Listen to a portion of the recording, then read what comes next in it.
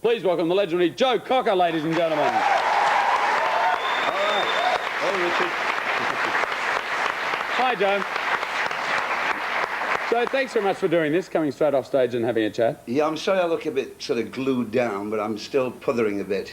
Nice. How was it tonight? How was the crowd? It was good. I don't know if we got them up quite as early as we did last night, but we eventually got everyone dancing by the end of the night, so it was rocking.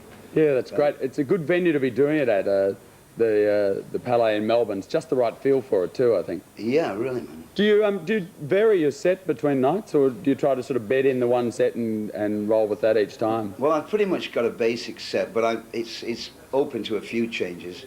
But these days with the very lights and all the equipment has to be sort of synced, it's a lot harder to do a freelance sort of set these days. This is an interesting tour you're doing. As I was saying, it's your 9th one, and not only are you playing all the capital cities, but you're going to some really interesting places. You're going to Cairns and Townsville up north.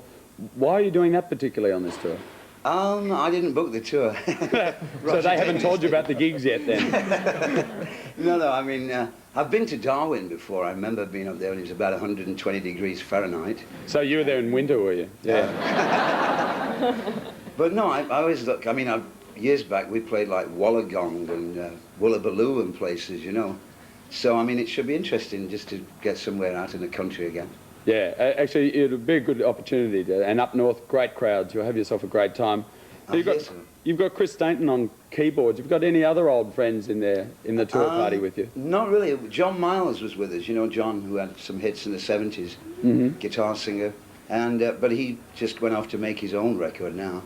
So Chris is really the long-distance runner with me. Absolutely. Well, I was just reading through all the notes. Chris has been with you for quite some time, since the early 60s. I mean, you've gone through lots of changes and phases of your life and career. How have you managed to keep the relationship going between the two of you? Well, we did actually part company for quite a long time. Chris went off and did some stuff with Leo Sayer and Eric Clapton. But we got together about 4 or 5 years ago, and we started trying to write some songs, which we haven't really got round to yet because we've been touring so much. But I mean, we're soul spirits, Chris and I. You know, we're both from Sheffield, England. And, you know, we're just soul brothers, really. It must be good to be on a tour in a foreign country and have at least one, I'm sure you're all friends on the tour group, but have at least one soul brother there with you. I've got the missus with me. Oh, great. So you travel with the family in tow? Well, she looks after me, because you can imagine I still have to sort of curb myself every now and then, you know. Yeah, no, I guess just a little bit after exciting gigs, just on the special ones. What about for Christmas? Are you going to take a break over Christmas? Yeah, well, we live in Santa Barbara, right? But we bought some land in Colorado, and there's 10 inches of snow up there. So we'll spend Christmas in Santa Barbara, and then we want to go up and mess around in the snow for a bit. Just doesn't sound too shabby at all. I can't wait.